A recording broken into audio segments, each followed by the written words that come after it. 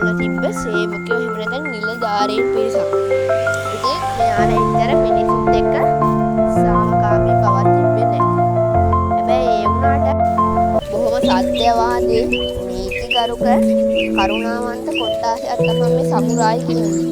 ඉතින් මේ සමුරායි ඒ කියන්නේ ජපානයේ පාලනය කරලා තියෙනවා.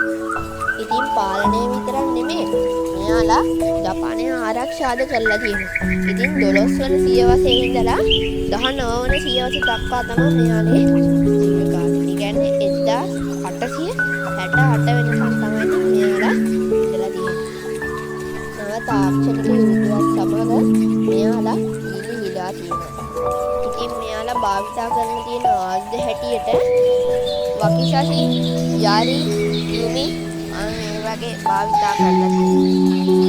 ඉතින් අපිට මෙයාලගේ විශේෂ ලක්ෂණ වලට දකින්න පුළුවන්.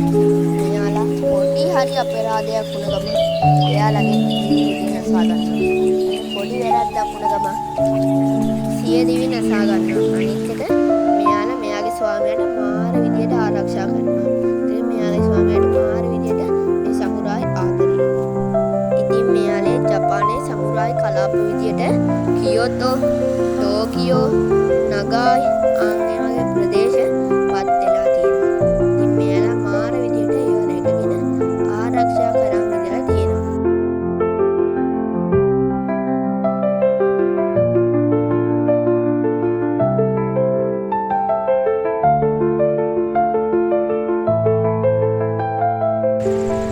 හරියටි සමුරායිලා විතරක් ඉඳලා වැඩක් නැහැනේ.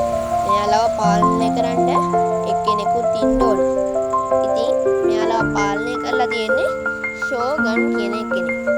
ඉතින් මේ ෂෝගන්ලට කොච්චර බලයක් ලැබුණාද කියනවනම් මෙයාලා ජපානයේ පාලනය කරන ජපාන් අධිරාජ්‍යයට වඩා සමුරායිලා මේ ෂෝගන්ට ගරු කරනවා.